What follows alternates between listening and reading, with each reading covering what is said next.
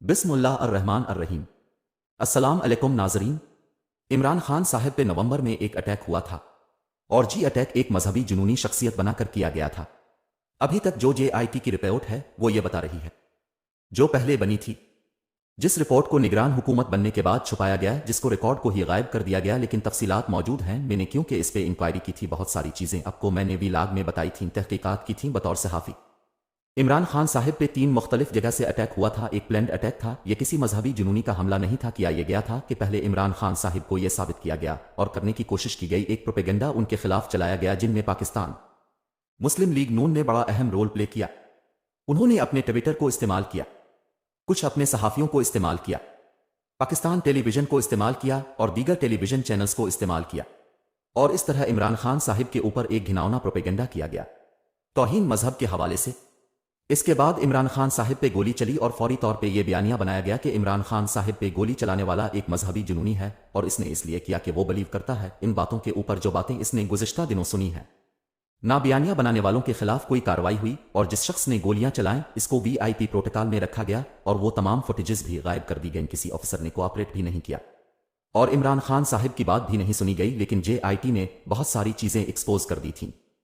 اب دوبارہ سے وہی کوشش کی جا رہی ہے، کچھ PMLN نے اپنے کارندے چھوڑے ہیں، وہ یہ کام کر رہے ہیں اسمبلی کے فلور کے اوپر، اسمبلی سے باہر دوبارہ سے میڈیا میں یہ پروپیگنڈا کیا جا رہا ہے، اور بہت سارے لوگ اس میں پاکستان کے اندر سے اور پاکستان کے باہر سے حصہ لے رہے ہیں۔ اسی کھیل کو دوبارہ کھیلنے کی کوشش کی جائے گی جس کے بارے میں عمران خان نے پہلے بتایا تھا۔ اس وقت پاکستان میں اگر کسی لیڈر کی جان کو سب سے زیادہ خطرہ ہے تو وہ عمران خان۔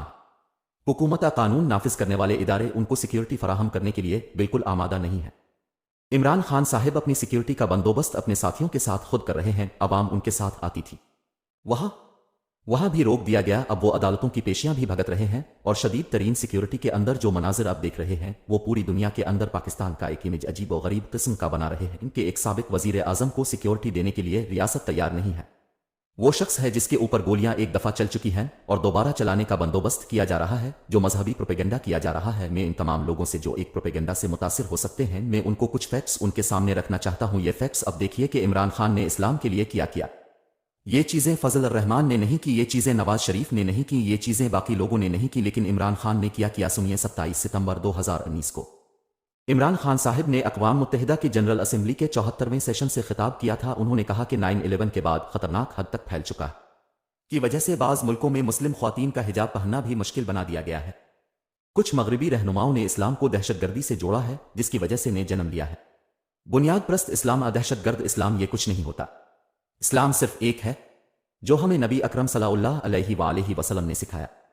افسوس کی بات ہے کہ بعض سربراہان اسلامی دہشت گردی اور بنیاد پرستی کے الفاظ استعمال کرتے ہیں۔ افسوس کی بات ہے کہ مسلم ملکوں کے سربراہوں نے اس بارے میں توجہ نہیں دی ہے۔ ماضی میں خودکش حملوں کو اسلام کے ساتھ جوڑا گیا، لیکن 9/11 سے پہلے زیادہ تر خودکش حملے تامل ٹائیگرز نے کیے ہیں، اور وہ مسلمان نہیں تھے۔ تامل ٹائیگرز ہندو تھے، تاہم کسی نے ہندوازم کو دہشت گردی سے نہیں جوڑا۔ مغربی لوگوں کو سمجھ نہیں آتا کہ پیغمبر اسلام صلی اللہ علیہ وآلہ وسلم کی توہین مسلمانوں کے لیے بہت بڑا مسئلہ ہے۔ جب اسلام کی توہین پر مسلمانوں کا رد عمل سامنے آتا ہے تو ہمیں انتہا پسند کہہ دیا جاتا ہے۔ عمران خان صاحب نے، مجھے یاد ہے، وہاں پہ یہ بھی کہا تھا کہ جو آپ کے دل کو تکلیف پہنچتی ہے وہ آپ کے جسم کو تکلیف پہنچنے سے زیادہ بڑی ہوتی۔ ہمارے دل کو دکھ ہوتا ہے جب نبی اکرم صلی اللہ علیہ وآلہ وسلم کی کوئی توہین کرتا ہے۔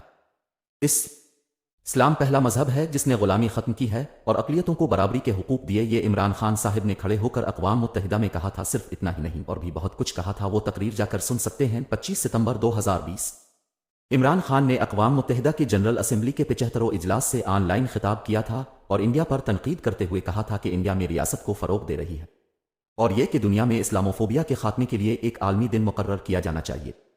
RSS کے انتہا پسند نظریے کی تشکیل 1920 کی دہائی میں کی گئی، اور اس نظریے کا نشانہ مسلمان اور کسی حد تک مسیحی بھی بنے ہیں۔ جنرل اسمبلی اسلاموفوبیا سے نمٹنے کے لیے رائے شماری کروائے اور اس کے خلاف ایک عالمی دن مقرر کرے۔ یہ 2020 میں عمران خان صاحب نے مطالبہ کیا تھا، 2022 میں پھر عالمی دن آیا اسلاموفوبیا کے خلاف، جس کو عمران خان صاحب نے پوری دنیا کے ساتھ، پورے ملک کے ساتھ مل کر سیلیبریٹ بھی کیا تھا۔ 25 اکتوبر 2020 متنازع خاکوں کا معاملہ تھا، نبی اکرم صلی اللہ علیہ وآلہ وسلم کی توہین کی گئی تھی۔ فرانس میں عمران خان نے فیس بک کے سربراہ مارک زکربرگ کو خط لکھا۔ اسلام مخالف مواد پر پابندی کی گزارش کی عمران خان نے مارک زکربرگ سے کہا کہ وہ ان کی توجہ فیس بک پر ایسے اسلام مخالف مواد کی طرف دلانا چاہتے ہیں جو عالمی سطح پر نفرت، شدت پسندی اور پرتشدد واقعات میں اضافے کا باعث بن رہا ہے۔ عمران خان کا ایک اور خط ایسے وقت میں سامنے آیا جب فرانس کے صدر ایمانوئل میکرون مسلمانوں سے متعلق اپنے ایک بیان پر تنقید کی زد میں تھے۔ یہاں یہ بھی خیال ہے کہ اس وقت فرانس کے صدر ایمانوئل میکرون نے پیغمبر اسلام صلی اللہ علیہ وآلہ وسلم کی متنازع کارٹون کے حوالے سے جو ایک خاکے بنائے گئے تھے نبی اکرم صلی اللہ علیہ وآلہ وسلم کے حوالے سے، نعوذ باللہ، بڑی تکلیف ہوتی ہے مسلمانوں کو اس پہ بات کرتے ہوئے بھی۔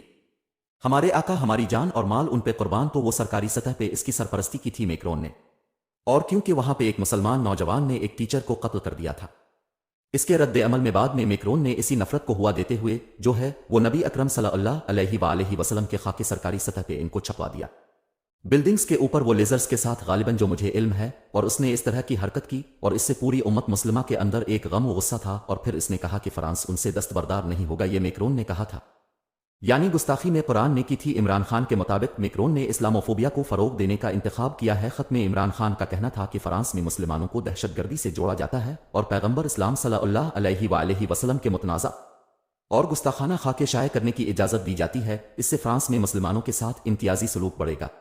میں چاہتا ہوں کہ اب اسلاموفوبیا اور اسلام مخالف مواد کے خلاف فیس بک پر اسی نوعیت کی پابندی لگائیں جیسے اپنے ہولوکاسٹ سے متعلق پابندی عائد کر رکھی ہے، یعنی یہودیوں کے جذبات جو ہیں متاثر نہ ہوں تو وہاں پہ ایک پابندی ہے، تو اسی طرح مسلمانوں کے جذبات بھی متاثر نہ ہوں، یہ بھی ایک پابندی فیس بک پہ لگائی جائے۔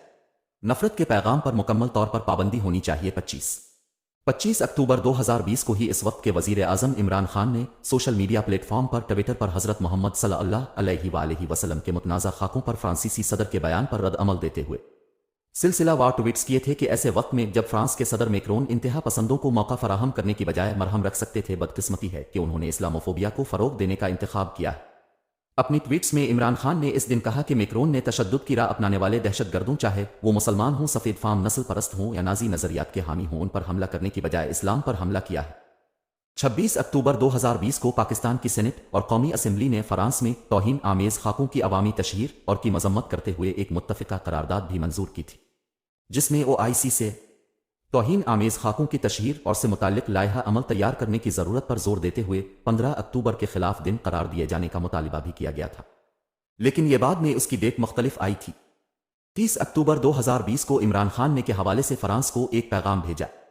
اسلام آباد میں منعقد ہونے والی میلاد کانفرنس کے دوران عمران خان نے فرانس اور مسلمان ممالک کے درمیان تناؤ پر بات چیت کرتے ہوئے کہا کہ مغربی ممالک میں لوگ پیغمبر اسلام صلی اللہ علیہ وآلہ وسلم سے متعلق مسلمانوں کے جذبات سے لا علم ہیں، اور یہ مسلم اکثریتی ممالک کے رہنماؤں کا فرض ہے کہ وہ یعنی اسلام کی جو مخالفت کی جاتی ہے اس کے معاملے کو عالمی سطح پر اٹھائیں۔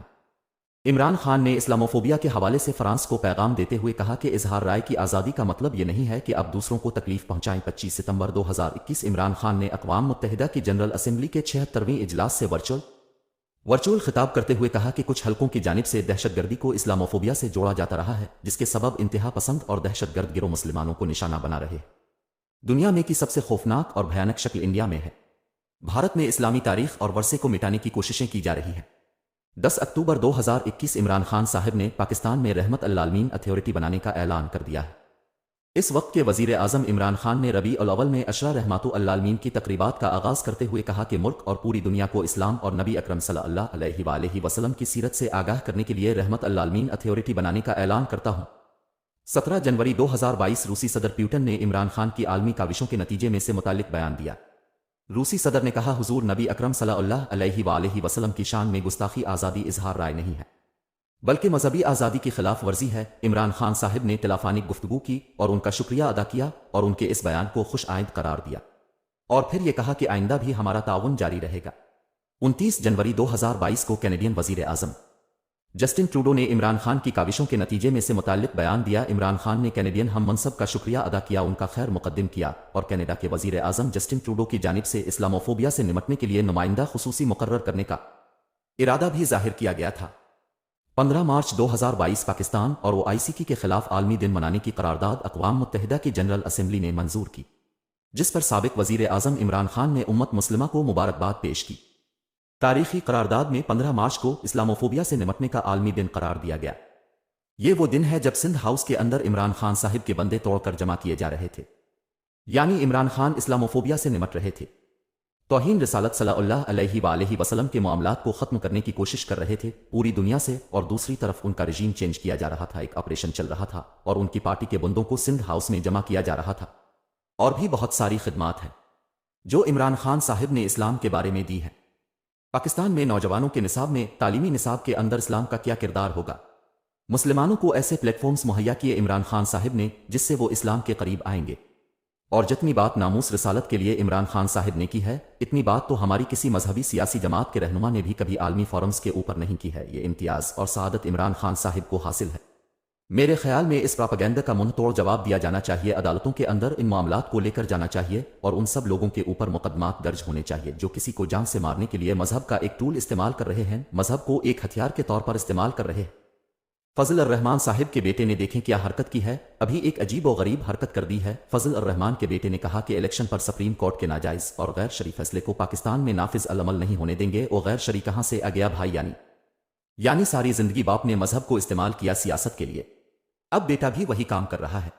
بالکل مریم نواز اپنے ابو پہ گئی ہے، اور فضل الرحمان صاحب کا بیٹا اپنے ابو پہ چلا گیا ہے، اور بلاول زرداری بھی اپنے ابو پہ ہی چلا گیا ہے۔